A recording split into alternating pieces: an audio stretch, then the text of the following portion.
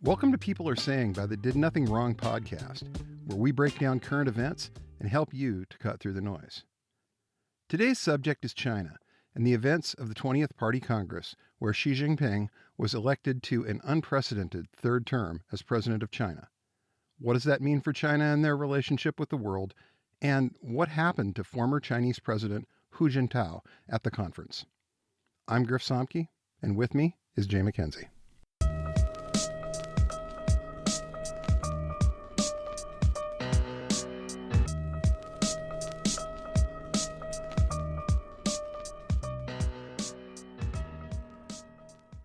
Hi, folks. Thanks for checking out this week's edition of People Are Saying.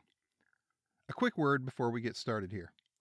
This is going to be the last week we offered the People Are Saying article and podcast episode for free. Starting next week, the People Are Saying content is going to be for paid subscribers only. You can sign up for $5 a month or $50 for the entire year. Your financial support means that we can continue producing this content for you on a weekly basis, but paid subscribers will get these bonus articles and episodes as our way of saying thank you. If you decide to become a paid subscriber in the future, our entire archive of free and paid content will be available to you then. We are so thankful for everyone who has decided to support us already, and with your continued support, we can keep this newsletter and podcast going into the future. Now, on to today's content. On October 22nd, at the closing ceremony for the Chinese Communist Party's 20th Party Congress, the former president of the People's Republic of China, Hu Jintao, was forcibly removed from his seat at the front table. The episode occurred while Hu's successor, Xi Jinping, looked on indifferently from the next seat. Do you think there was a purge? It certainly seems like they want us to think there was a purge. I've seen a lot of theories put out there that it's related to Hu Jintao's age. He's old. Maybe he's senile. Maybe he's in ill health that we don't know about. Maybe there was a COVID test that came back positive. Maybe there's a reasonable, rational explanation and people are looking for it. And I think at least trying to rule that out. But it's one of those things where if they wanted to save face, if they didn't want to embarrass him, why would they do it there? Why would they do it now when thousands of people are in the audience, when it's the closing ceremony of the 20th Party Congress? If it's a COVID test, why is it only getting back after everyone has taken their seat? If there really is some sort of cognitive issue, why was he there in the first place? Did no one notice for several days beforehand when they were all together and talking and debating and all of these things? It certainly looks like Xi wanted the cameras to be on, wanted people to be watching, and he wanted to make a statement because Xi does this. He has Hu forcibly removed and taken off the stage, and then there's Xi with an empty chair beside him. After the closing ceremony, the next day on Sunday, the Politburo's Supreme Standing Committee was announced. For that, there was some uncertainty, but this is the very top leadership in China. It is a 7-man committee, and it is all men this time. It consists of Xi and 6 Xi loyalists. So on Saturday, Hu is forcibly removed from the stage, and then on Sunday, all of Xi's loyalists are beside him, and any of Hu's proteges are removed and no longer part of the standing committee. So it certainly seems like Xi was making a statement. It is really interesting to watch Hu being taken off the stage and just watching Xi's indifference. He seems to be mostly just not paying attention and not really even watching. He gives a bit of a smile and a nod here or there. There was some question about the documents that were in front of Hu. He wanted to look at something, or there was some questions about was he going to express some dissent towards Xi or his policies? Was he going to make some sort of statement that was unscripted? I don't know how likely that is, but it would have been an embarrassment for Xi, and he certainly would not have wanted that to happen. But it also doesn't really matter, because Xi's got his third term. He's got all of his people in place. Not really any room for dissent or for people demanding that he change anything or that he reform any of his policies. I know one of the big things going into the Party Congress was they were hoping that Xi would at least kind of ease off on some of the COVID-19 lockdown restrictions. But he doubled Yeah. down. He's not interested in that. He doubled down on China's place in the world and that they need to be taken seriously, and that he didn't explicitly threaten Taiwan, but he said something to the effect of all of China's territories need to be restored to China's control. It's very obvious what he's talking about, and you yeah, there's not a lot of wiggle room there. So at the same time, you've got people in the U.S. like Secretary Blinken and members of the U.S. Navy saying, hey, China might invade Taiwan this year. Maybe it's not this year. Maybe it'll be next year. Or I know some estimates put it sometime between now and 2027, but there doesn't seem to be a lot of debate that it will happen. Mostly, at least in the U.S., it's about when. Right. So it's sending a message. It definitely seems like he's sending a message saying this is not that era. This is not who's China. We are being taken seriously now. It's a flex. It's a pretty big flex. And suddenly, Hu is censored from Weibo and other Chinese media. There's no official statement on what happened. I think the closest that we get is from Xinhua News, which essentially says Hu was not feeling well, but he was accompanied to the next room to a meeting venue for rest. And now he is much better. Yeah. End of statement. Now he's fine. He's on a farm upstate running free. Seriously. Yeah. It does make you wonder what happens next. It's China. Where's Jack Ma? China is a very big country. And when they want you to go away, you seem to go away. And if they decide you're not coming back, then you're not coming back, and where you end up, nobody really knows. I guess you're on that farm, but no, you can't visit. Nobody has an address. They'll forward that mail for you. Don't worry about it. Exactly. They're fine. They're doing great. They're really happy. I've read and have a greater understanding of Soviet history, and if you got sent to the Gulag, your contact with the outside world was rather limited. But if you died and you were at the Gulag and they didn't want your family to know, well, they would still send your mail, but there would be no return and there would be no answer. And sometimes it would be because it never got to people, or they didn't want to respond, or they didn't want to reply. And a lot of times, at least early on in the purges, it was they're in the Gulag, which just means they got shot somewhere. So I'm not implying that is what is happening here, but it is just that it doesn't really matter to Xi at this point, and anyone who cares about what happens to Hu can't really do anything about it. So they don't have to follow through with anything.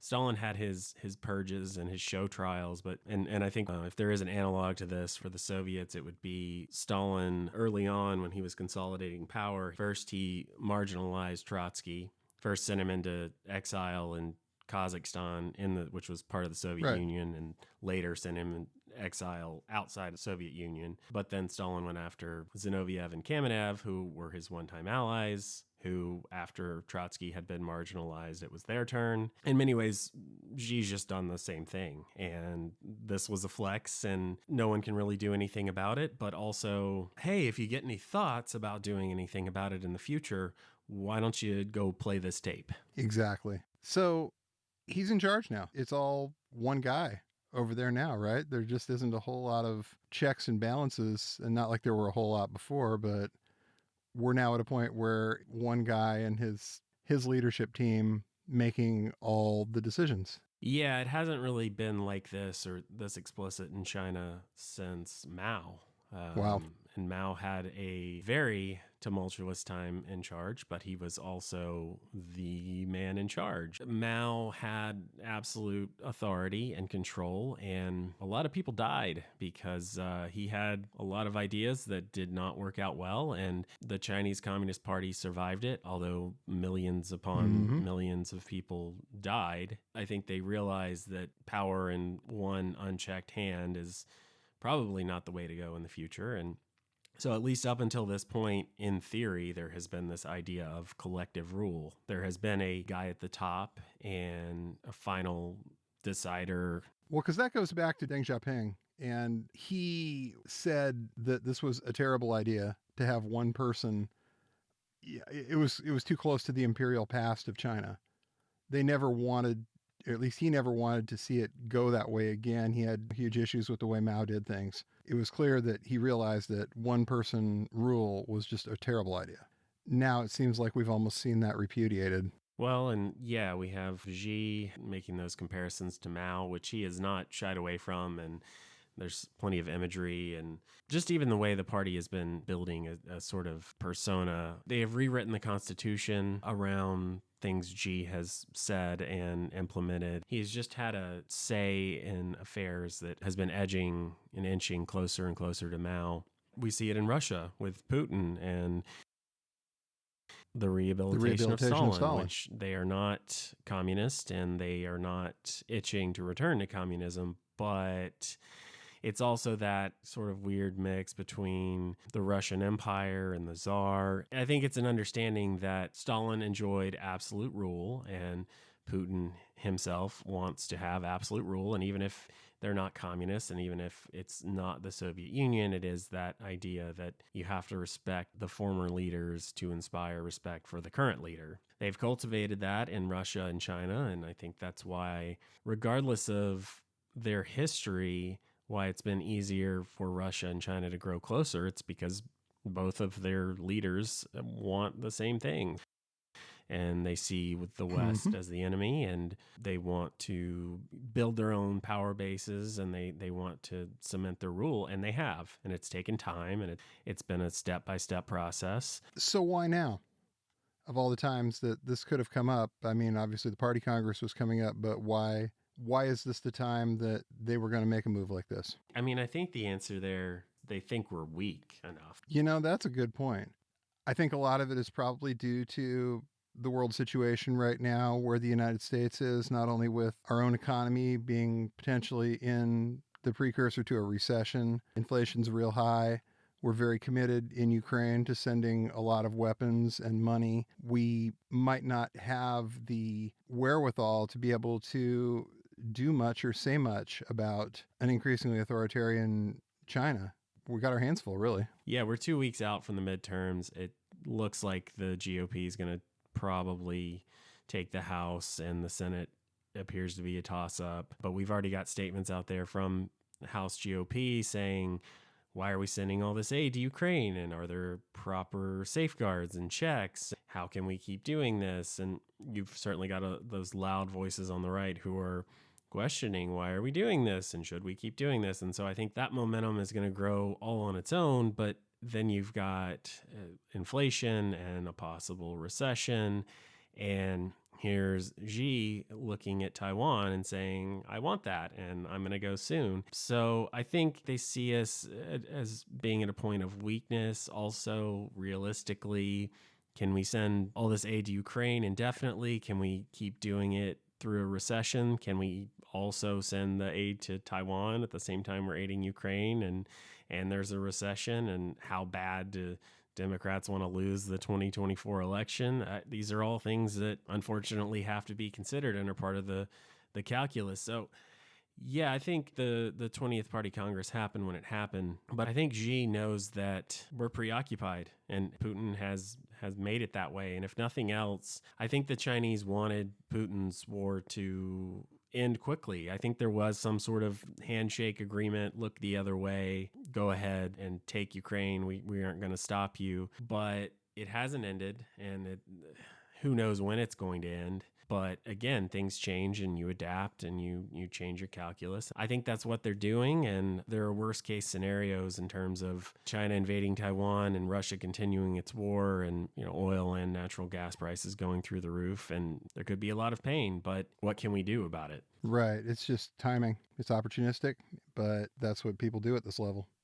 You have to change the calculus, like you said, when you see different things happening in the opponent's sphere. You have to make different decisions about your own policy as a result. And I think we're seeing more and more Chinese money and elites who are fleeing the country. And I think the latest place is Singapore. It's been happening for years, and I think Xi has accelerated it when he went all in on crushing the Hong Kong protests. He knew that there would be backlash, and that backlash makes his own people nervous. It makes the elites who can flee decide to flee and get out. But once you start heading down that path, there's not a lot of options and ways to come back from it. I think Xi understands the trajectory that he's on, and I think he's telling the people who just want to sit by and we just want to make money. We just want to have the status quo and fix the economy. And let's just worry about soft power and all this. And Xi is saying, no, we're not going to end up like the Soviet Union. We are going to exude strength, and we are going to take over whatever territory we think should be ours. So he's put down a marker and made it clear. And the U.S. seems to be